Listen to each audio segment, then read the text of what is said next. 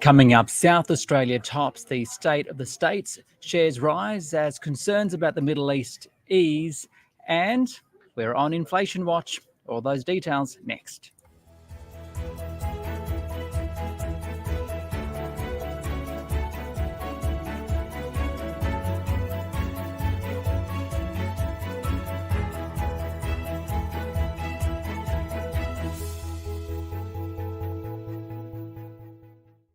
Here's your daily 10-minute business and finance news wrap for this Monday, the 22nd of April 2024. The Australian share market recovered today, up 1.1%. We'll have the details with Elio D'Amato from Stockopedia in a few moments.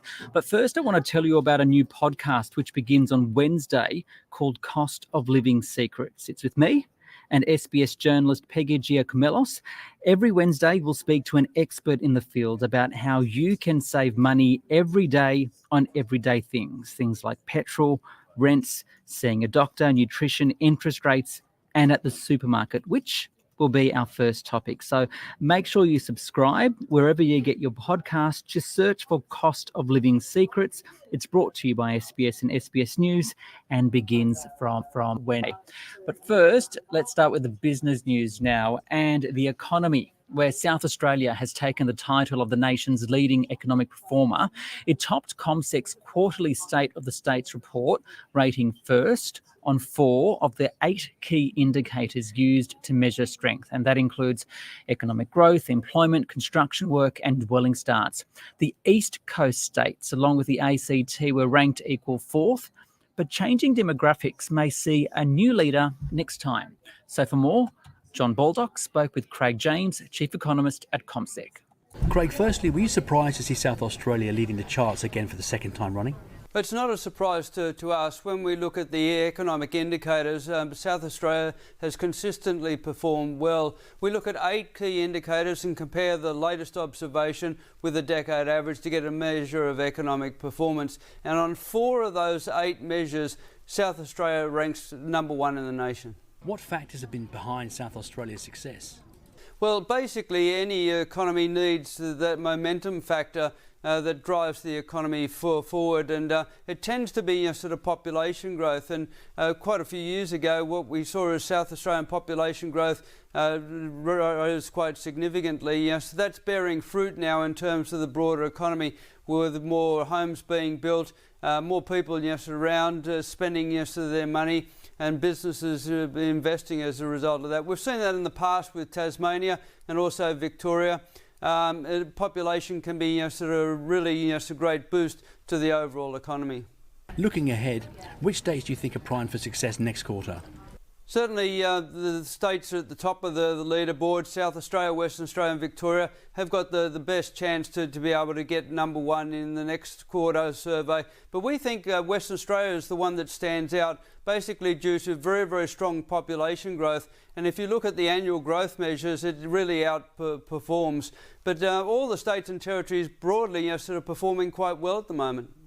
The Treasury is signalling tough times ahead around the world, and that'll inevitably affect the economy here. Is the economy here able to withstand those headwinds, do you think?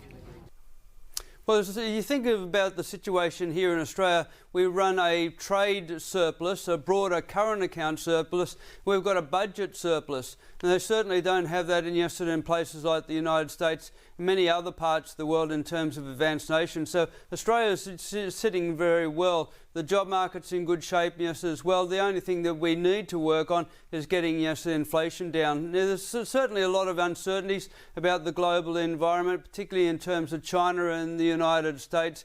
But one of the reasons why interest rates aren't going down in a hurry in the United States is they don't really need to. They don't need to cut interest rates because their economy is actually performing okay. That's Craig James there from CommSec speaking with John Baldock. Now, Market Day on the SBS On The Money podcast.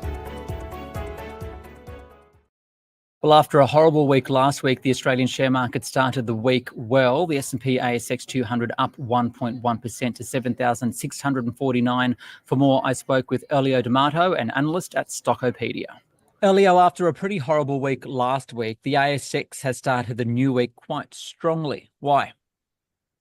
Well, when I couldn't see stories of the Middle East on the front page of the financial papers, I sort of already knew that we were going to have a pretty good day after, as you mentioned, a pretty tough time last week. I mean, really, when we think about it, it commanded so much of our mind space last week. But in reality, since October 7th, that fateful day when those raids occurred, the ASX 200 has risen by over 7% in that time. In fact, on the first trading day, after the actual event, our market went up. And yes, oil, that actually fell initially. Of course, it recovered since then. But I think that probably tells us what we already knew was the market sort of looking beyond any regional conflict. And therefore, whilst it might command the headlines and therefore sentiment, in reality, many are looking to earnings, particularly in the US as they approach their quarterly earnings season. And things aren't that bad necessarily. And of course, inflation being a double-edged sword in that, prices go up as well as the fact that, yes, the cost of doing business goes up. And I think that's probably going to command more of a trader's mindset in the near term. That's stubborn inflation or the battle against that, as well as what interest rates do. And of course, that weaker Aussie dollar. So, you can definitely throw your hat in the ring for points of possible concern. But I suggest an easing of tensions in the Middle East was a big contributor to today's relief rally. So which sectors are driving the numbers today? Well, all sectors, with the exception of energy, are actually having a good day. And even when you look at energy, within that, you had Boss Energy, who came out and confirmed the first barrel of yellowcake from its honeymoon project in South Australia has come out. So, look, the best of a good batch, as it were, is healthcare.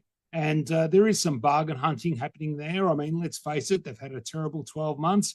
To be quite frank, it's only been bettered in terms of the poor performers by consumer staples, and no one wants that overpriced good at the moment, that's for sure, least of all the government. And once they start looking at a sector, well, as an investor, you better look elsewhere.